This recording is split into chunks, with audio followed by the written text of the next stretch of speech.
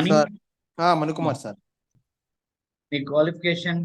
Sir నా qualification వచ్చి BTech sir.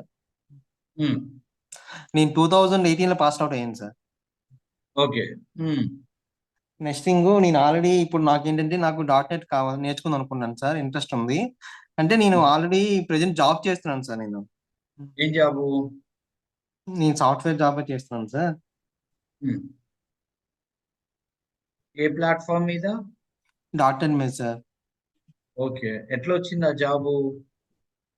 అంటే నేను అన్ని నేర్చుకున్న ఫ్రెషర్ గా జాయిన్ అయ్యాను కదా సార్, అన్ని నేర్చుకున్నాను, బేసిక్స్ అని చదివేసి నేను కొంచెం కమ్యూనికేషన్ ద్వారా స్కిల్స్ ద్వారా కొట్టాను నేను సార్, జాబ్ వచ్చింది. ఇప్పుడు నాకు ఈచ్ అండ్ ఎవ్రీథింగ్ డెప్త్ గా కావాలి సార్. అంటే నా ఫస్ట్ అంటే బేసిక్ నుంచి డెప్త్ వరకు కావాలి సార్ నాకు. ఏ కంపెనీలో ఇప్పుడు జాబు? నేను ఇప్పుడు కంపెనీలో ఈవైలో చేస్తున్నాను సార్. Okay, right. సో మరి అదే వర్క్ ఫ్రమ్ హోమా, వర్క్ ఫ్రమ్ ఆఫీసా? ప్రెజెంట్ అయితే వీక్లీ 2 days వెళ్ళాలి సార్ ఆఫీస్ కి. మిగిలిన టైం అంతా వర్క్ ఫ్రమ్ హోమా? అవును సార్. ఎక్కడ, ఏ లొకేషన్ లో ఉన్నావు ఇప్పుడు నువ్వు? హైదరాబాద్ సార్. సిటీలోనేనా?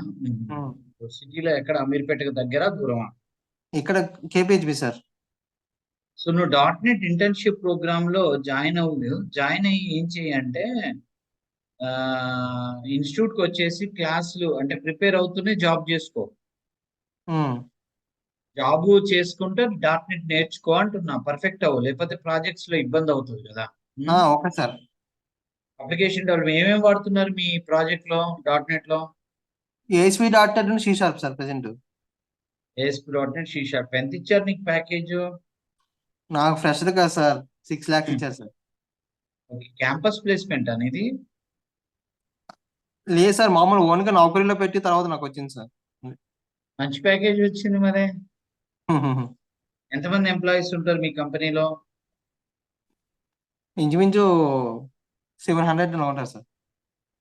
ఓకే, అప్పటికి నీకు .NET వచ్చా? అంటే బేసిక్స్ వచ్చి సార్ నాకు, అలాగే ఆ విధంగా కొంచెం నడుచుకుంటూ వెళ్తున్నాను సార్, నేను మేనేజ్ చేసుకుంటూ వెళ్తాను. ఎక్స్పీరియన్స్ ఏమైనా పెట్టావా, ఫ్రెషర్ కి వెళ్ళావా? ఫ్రెష్ అంటే 1 year పెట్టాను సార్. నేను 1 year అంటే ఏం అడగరు కదని నేను పెట్టాను. జస్ట్ వాళ్ళు కూడా నాకు బేసిక్స్ అడిగారు సార్. నేను